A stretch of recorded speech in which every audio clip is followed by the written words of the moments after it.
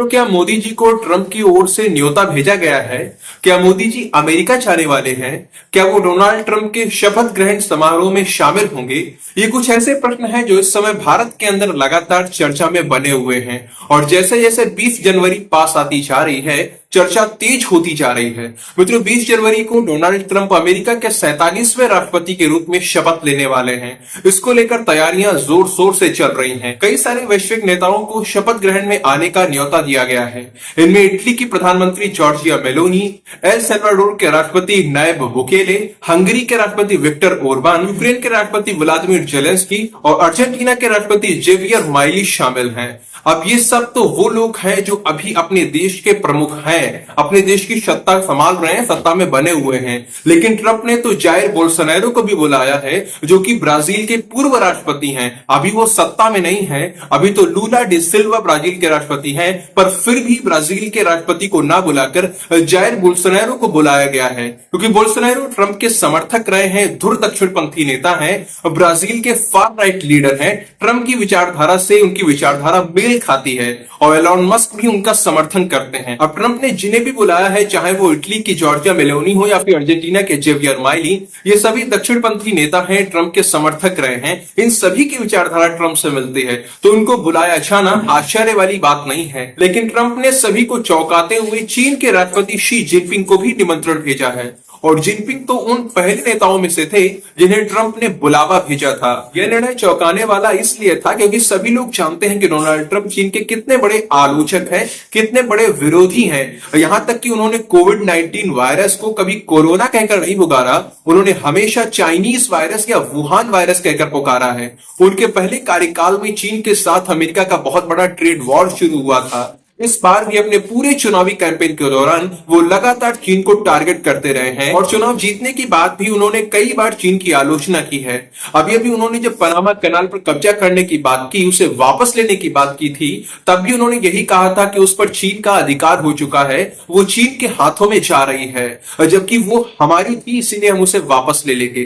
तो ऐसे में शी जिनपिंग को न्योता देना चौंकाने वाली बात थी। हालांकि ट्रंप ने अभी अभी ये भी कहा है कि चीन और अमेरिका आपस में बातचीत करके विश्व की सभी समस्याओं का हल निकाल सकते हैं। तो इससे अनुमान यह लगाया जा रहा है कि वो चाइना से बातचीत का रास्ता खोज रहे हैं। कुछ लोग ऐसे भी हैं जो चीन को बुलाए जाने के पीछे एलॉन मस्क की सोच का कमाल बता रहे हैं, क्योंकि एलॉन मस्क के बहुत बड़े बड़े हित चीन से जुड़े हुए हैं। उन्होंने कुछ समय पहले चीन का दौरा भी किया था।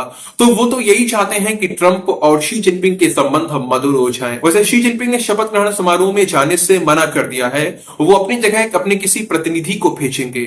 अब इन सबके बीच में भारत में लगातार एक ही प्रश्न बार बार पूछा जा रहा है कि आखिर प्रधानमंत्री मोदी को न्योता क्यों नहीं मिला? क्या प्रधानमंत्री मोदी ट्रंप के शपथ ग्रहण समारोह में शामिल होंगे? यह सवाल इसलिए भी पूछा जा रहा है क्योंकि ट्रंप के पहले कार्यकाल में पीएम मोदी और डोनाल्ड ट्रंप के संबंध काफी अच्छे थे। दोनों के बीच कई बार मुलाकात हुई थी।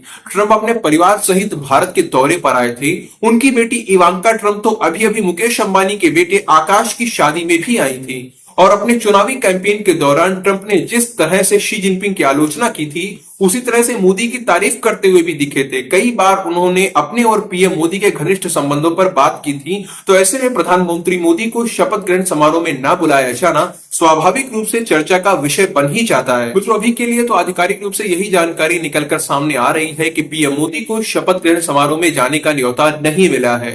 अब लोग इसके कारणों पर चर्चा कर रहे हैं कि आखिर ऐसा क्यों हुआ है। अभी भी भारत में अमेरिका के जो राजदूत हैं एलेक गार्सेती, इनसे भी इस विषय पर प्रश्न पूछा गया तो उन्होंने कहा कि किस किस को शपथ ग्रहण में बुलाया जा रहा है इसके बारे में उन्हें कोई जानकारी नहीं है। लेकिन राष्ट्रपति ट्रंप और पीएम मोदी एक दूसरे के काफी करीबी हैं और अमेरिका और भारत के बीच के जो संबंध है वो शपथ ग्रहण समारोह में न्योता भेजने से नहीं बल्कि द्विपक्षीय वार्ता से आगे बढ़ेंगे। इस साल ट्रंप और मोदी के बीच में 2 बार मुलाकात होनी तो तय है। सबसे पहले वॉशिंगटन में ये लोग मिलेंगे, फिर डोनाल्ड ट्रंप क्वाड मीटिंग के लिए भारत आएंगे। अब अमेरिकी राजदूत की बात से लग रहा है कि प्रधानमंत्री मोदी ट्रंप के शपथ ग्रहण समारोह के बाद में कभी भी अमेरिका जा सकते हैं। दोनों की पहली मुलाकात अमेरिका में ही होने वाली है। बाकी मित्रों, ट्रंप द्वारा मोदी को शपथ ग्रहण समारोह का न्योता न देने के पीछे जो प्रमुख कारण निकलकर सामने आ रहा है वो ये है कि ट्रंप शायद पीएम मोदी से थोड़ा नाराज हैं, क्योंकि पिछले साल सितंबर में जब अमेरिका में राष्ट्रपति चुनाव अपने चरम पर था डोनाल्ड ट्रंप और कमला हैरिस के बीच में राष्ट्रपति पद के लिए भयंकर युद्ध चल रहा था, तो उसी बीच प्रधानमंत्री नरेंद्र मोदी संयुक्त राष्ट्र महासभा में भाग लेने के लिए और क्वाड की एक समिट अटेंड करने के लिए अमेरिका गए थे। उस समय ट्रंप ने एक प्रेस कॉन्फ्रेंस के दौरान प्रधानमंत्री मोदी से मिलने की इच्छा व्यक्त की थी। माना जा रहा था कि दोनों के बीच मुलाकात हो सकती है और ट्रंप को इससे काफी लाभ हो सकता है। अमेरिका की इंडियन अमेरिकन कम्युनिटी जो है, मतलब भारतीय मूल के जो लोग अमेरिका में रहते हैं, उन पर इसका सकारात्मक प्रभाव पड़ेगा। वो लोग खुलकर ट्रंप का समर्थन करेंगे, ट्रंप के पक्ष में वोट करेंगे। उस समय कई बड़े दक्षिणपंथी नेता या तो ट्रंप का समर्थन कर रहे थे या उनसे मिल भी रहे थे। इनमें अर्जेंटीना के राष्ट्रपति जेवियर माइली, हंगरी के राष्ट्रपति विक्टर ओरबान और इटली की प्रधानमंत्री जॉर्जिया मेलोनी भी शामिल हैं। कई नेता ऐसे भी थे जो कमला हैरिस और ट्रंप दोनों से मिल रहे थे, पर प्रधानमंत्री मोदी ना तो कमला हैरिस से मिले और ना ही डोनाल्ड ट्रंप से मिले। वो बिना ट्रंप से मिले ही वापस आ गए थे। मोदी जी के ट्रंप से ना मिलने के पीछे कारण यह बताया गया कि एक तो कमला हैरिस और डोनाल्ड ट्रंप की जो टक्कर है वो बिल्कुल बराबरी पर चल रही है, उन दोनों में कौन जीतेगा कुछ भी पता नहीं था। दूसरी बात ये कि पीएम मोदी पिछली बार एक गलती कर चुके थे। साल 2019 में ट्रंप के समर्थन में मोदी ने हाउडी मोदी कार्यक्रम में हिस्सा लिया था। ये वो समय था जब अमेरिका में 2020 के चुनावों की तैयारियां शुरू हो गई थी और हाउडी मोदी कार्यक्रम उन्हीं चुनावी तैयारियों का एक हिस्सा था।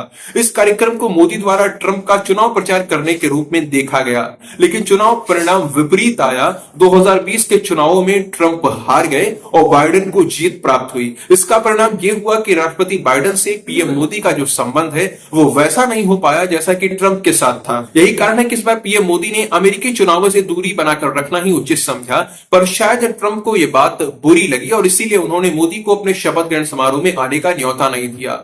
अगर हम शी जिनपिंग को छोड़ दें तो ट्रंप सिर्फ उन्हीं लोगों को बुलावा भेज रहे हैं, उन्हीं लोगों को बुलाया है जो लगातार ट्रंप का समर्थन करते रहे हैं। इस सारी बातों में कितनी सच्चाई है ये तो कोई नहीं जानता, बस लोग अपना अपना अनुमान लगा रहे हैं, कारण खोजने का प्रयास कर रहे हैं।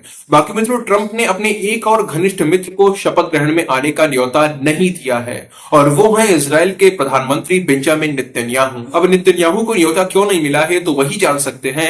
बाकी ट्रंप की जितनी अच्छी दोस्ती बेंजामिन नेतन्याहू के साथ रही है उतनी शायद किसी और के साथ नहीं रही है। हालांकि ऐसा नहीं है कि ट्रंप और इजराइल के बीच में कुछ दूरियां आ गई हैं, ऐसा बिल्कुल भी नहीं है। ट्रंप ने अभी अभी घोषणा की है कि उनके शपथ लेने से पहले हमास वाले सारे हॉस्टेजेस को छोड़ दें, जितने भी बंधक बनाकर रखे गए हैं सबको छोड़ दें, नहीं तो वो पूरे मिडिल ईस्ट को नर्क बनाकर रख देंगे। देखना महत्वपूर्ण रहेगा कि डोनाल्ड ट्रंप की इस चेतावनी का हमास के आतंकियों पर कितना असर होता है।